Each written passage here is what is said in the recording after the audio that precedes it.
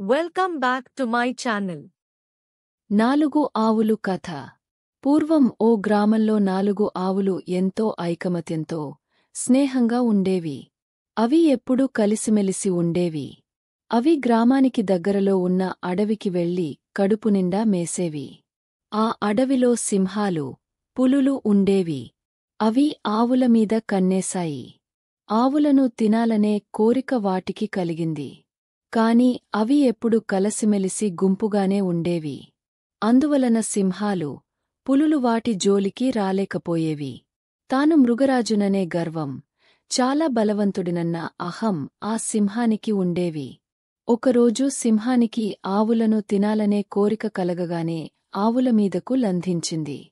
4 ఆవులు ఐకమత్యంతో సింహాన్ని ఎదుర్కొన్నాయి. వాటి దెబ్బకు సింహం పారిపోయింది.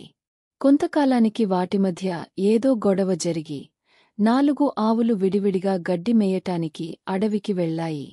సింహం, పులి ఇది గమనించాయి.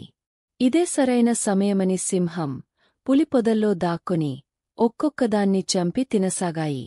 దానితో 4 ఆవులు మరణించాయి.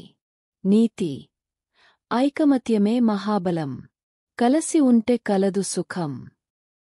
ఈ కథ మీరు విన్నారు కదా? మీకు నచ్చితే please like, share, subscribe my channel.